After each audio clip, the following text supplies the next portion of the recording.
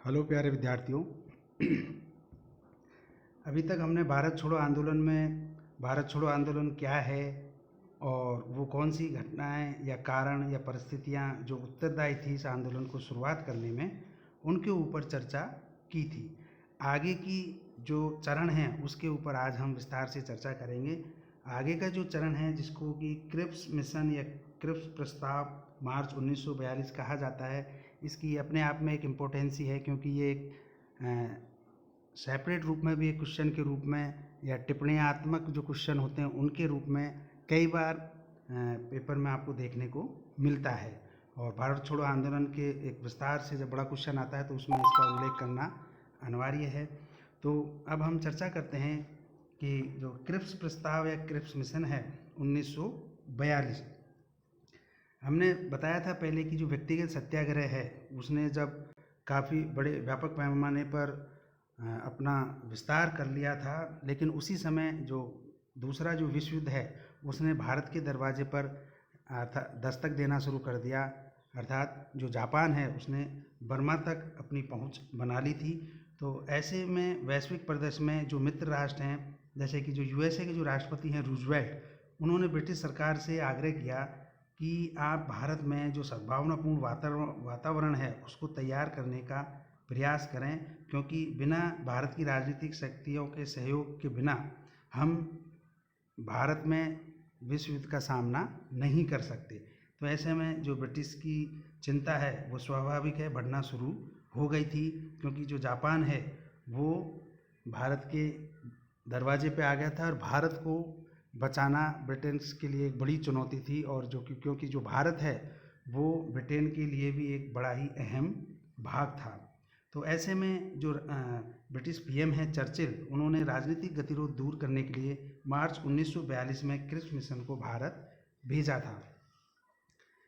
तो ऐसे में जो इसके जो अध्यक्ष थे सर स्टीफर्ड क्रिप्स, उन्होंने भारतीय के साथ सहयोग की शर्तों पर बात करने हेतु मार्च 1942 में अपने प्रस्तावों की घोषणा की, जिसमें यह स्पष्ट किया गया कि अब इस मिशन का उद्देश्य एक नए भारतीय संघ की स्थापना करना है जो डोमिनियन होगा और जो हर दृष्टिकोण से अन्य डोमिनियनों के समान होगा और जो अपने आंतरिक एवं बाह्य मामलों में किसी तरह से किसी के अधीन नहीं होगा।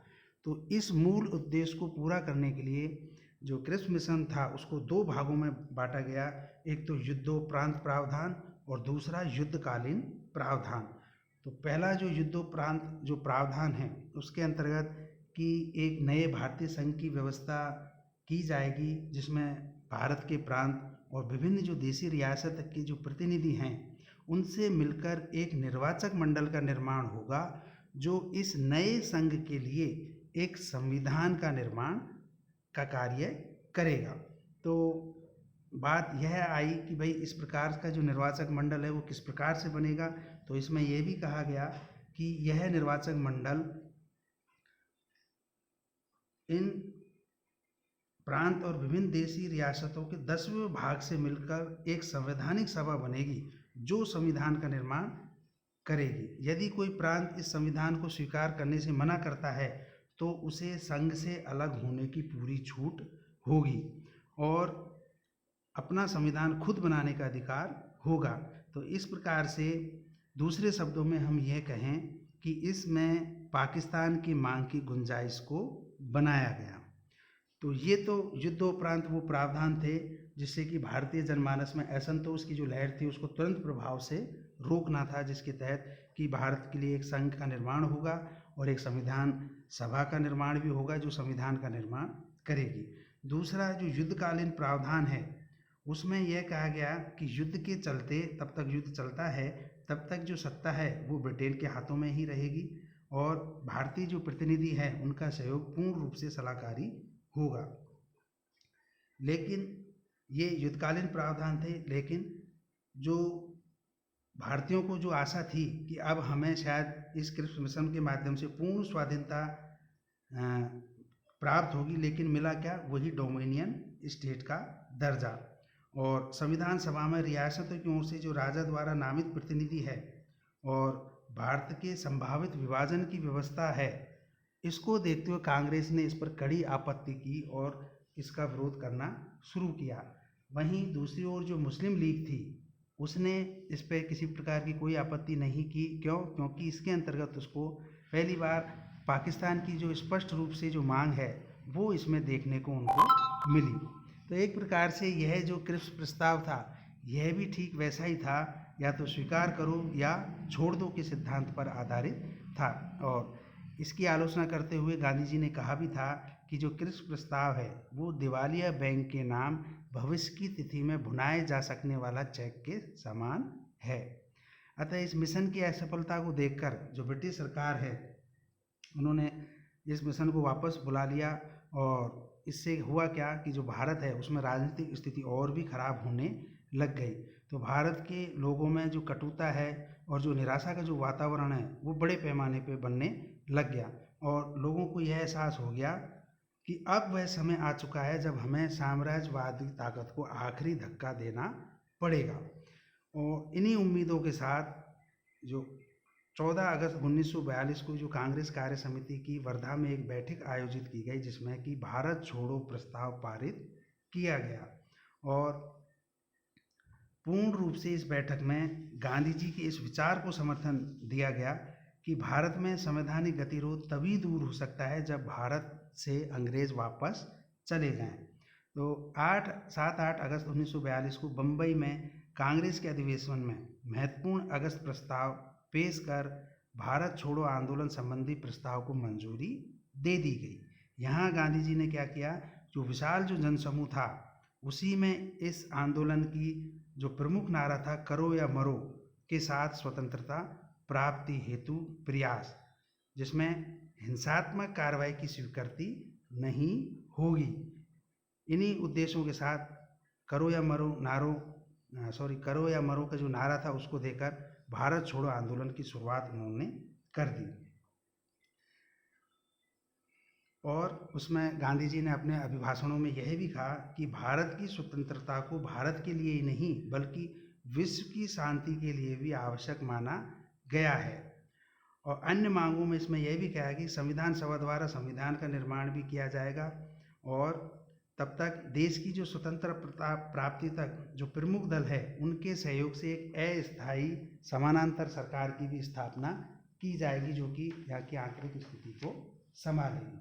तो इन्हीं लक्ष्यों उद्देश्यों के साथ भारत छोड़ो आंदोलन की शुरुआत की गई, और भारत छोड़ो प्रस्ताव या जो मांगे थी उनको जो ब्रिटिश सरकार द्वारा नज़रअंदाज करने एवं कांग्रेस की तरफ से आशंकित होकर अग्रिम कार्रवाई के तौर पर जो अगस्त 1942 की सुबह ही ब्रिटिश शासन को यह पक्का विश्वास हो गया कि यह आंदोलन बड़े पैमाने पर फैलेगा, इसको तुरंत कुचलने की आवश्यकता है। इसी को देखते ही उन्होंने तुरंत प्रभाव से गांधी जी और उनकी जो कार्य समिति के जो सदस्य थे उनको तुरंत प्रभाव से गिरफ्तार कर लिया गया, और देश के अन्य भागों में भी जो बड़े नेता थे उनको गिरफ्तार कर लिया गया, उनको नज़रबंद कर दिया गया।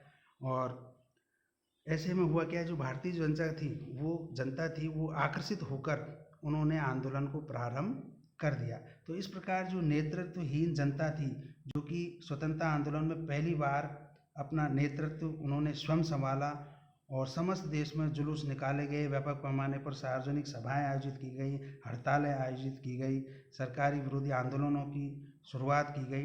तो एक इस तरीके से जो भारतीय जनमानस में जो आक्रोश था वो अचानक से और एक फूट पड़ा, जिससे जो ब्रिटिश शासन है वो पूरा क्षुब्ध होकर हिल गया था।